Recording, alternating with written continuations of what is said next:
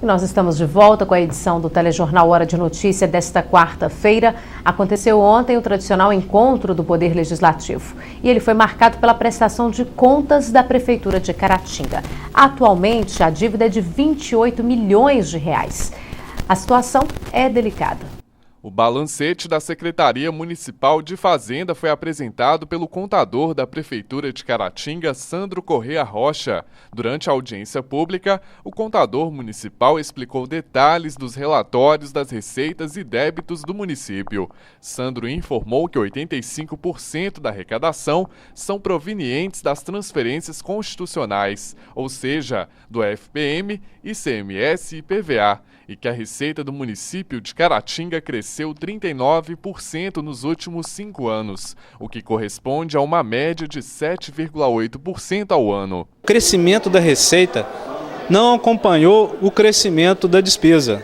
Significa o seguinte, que o crescimento do salário mínimo é muito maior do que o crescimento da receita municipal.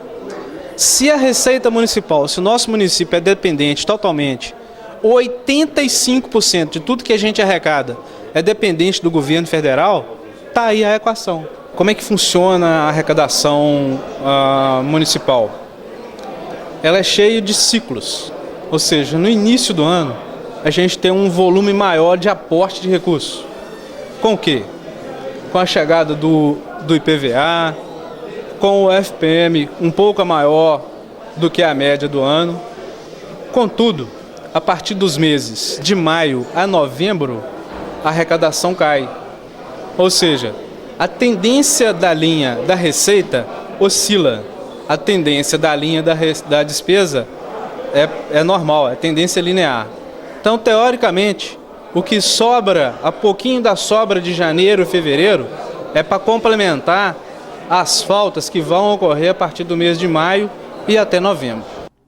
No plenário da Câmara de Vereadores, nesta terça-feira, o contador municipal também mostrou aos vereadores um relatório contábil referente à atual dívida da Prefeitura. Somando os débitos de curto prazo, ou seja, os restos a pagar fornecedores, e INSS parcelamento do BDMG, atualmente a dívida do município já chega a 28 milhões de reais. Desse total, 18 milhões foram deixados pelo governo passado. Qual é a preocupação do município de Caratinga em relação a essa dívida atualmente? Num primeiro momento, não ferir o princípio da Lei de Responsabilidade Fiscal. Esse é um primeiro momento. No segundo momento, não engessar a capacidade de pagamento. No primeiro momento, é o planejamento, é trabalhar as peças do planejamento. Num segundo momento, alguns programas deverão ser paralisados momentaneamente. Essa é uma das formas de conter essa crise. Conforme o contador municipal, com a consolidação dos débitos previdenciários que deve ocorrer até dezembro deste ano, o valor dessa dívida pode chegar a 31 milhões de reais. Com a queda na arrecadação, a Prefeitura precisou tomar medidas para cortar gastos, entre elas, demissões. Não gostaríamos dessa ação, mas se a receita caiu, automaticamente o limitador da folha também caiu. E aí é o seguinte, caso o executivo ultrapasse os limites da lei, nossa cidade vai ficar sem receber os recursos de transferências correntes, serão bloqueados os pagamentos dos agentes públicos, dos servidores, dos cargos eletivos, não vai poder conceder gratificação, enfim, são várias regrinhas que a lei impede a partir do momento em que o índice é ultrapassado. A lei define o limitador de 54% para o Poder Executivo. Contudo, o Tribunal de Contas tem duas medidas.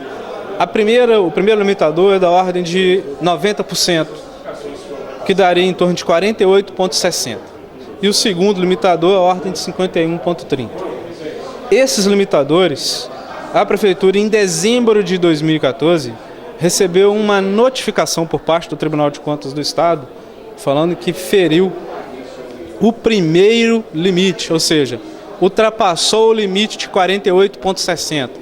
ultrapassado o limite 48,60, o Executivo é obrigado a reduzir 2/3 do gasto com o pessoal no primeiro quadrimestre e 1/3 no segundo quadrimestre. Isso por força da Lei de Responsabilidade Fiscal. Durante a audiência pública, Sandro Corrêa apresentou ainda dados sobre o planejamento da arrecadação 2015, um trabalho em conjunto com a Controladoria. De acordo com o contador municipal, o município vai arrecadar até o fim deste ano bem menos do que era previsto.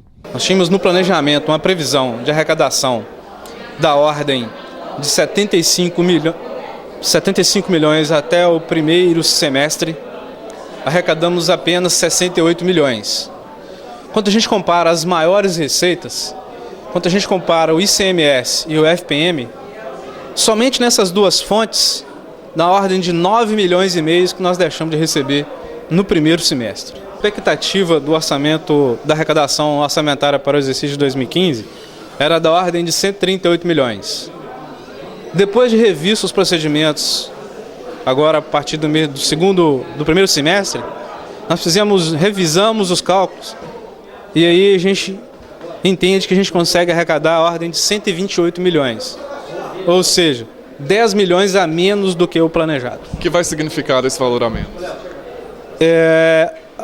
No primeiro momento, redução de custo diretamente, redução das despesas de custeio. Alguns programas deverão ser paralisados. E a folha de pagamento também é um gasto que também vai sofrer corte. Após a prestação de contas, Sandro Corrêa respondeu aos questionamentos dos vereadores presentes à reunião. Apesar de sempre usar os termos técnicos, mas conseguiu simplificar um pouco, sim, quando disse de dívida passada, quando disse de dívida a deixar para o próximo governo. Então, de certa forma, sim, se não foi na sua totalidade, mas num percentual assim que agradasse, pelo menos nos deu alguma resposta e que não vinha acontecendo. Então, eu avalio como positivo, sim. É bom que até o município tenha esses momentos de crise para que o administrador público reflita um pouco sobre gastos públicos, né? Nós temos que ter uma consciência de aplicabilidade do dinheiro público com muita consciência, com muito critério. E às vezes, quando o dinheiro está... nunca sobrou, mas quando ele está mais abundante, gasta-se às vezes mal gasto.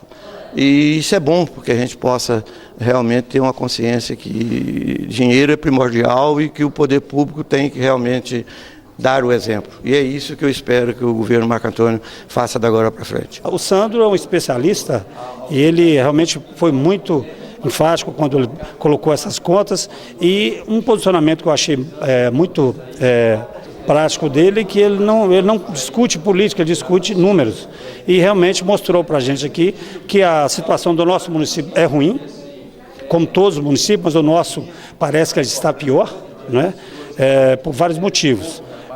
O que me preocupa muito agora, se as ações nossas vão prejudicar ainda mais a questão da educação e saúde. Isso que me deixou muito preocupado com as contas e que nós temos que ficar mais vigilantes, principalmente os vereadores têm que cobrar mais essa questão. Nós não podemos penalizar ainda mais a questão nossa da educação e saúde. Porque foi dito aqui que a receita, né, a arrecadação do município ao longo de 4 anos, ela cresceu 40%, mas só que aumentou um pouco mais a folha de pagamento.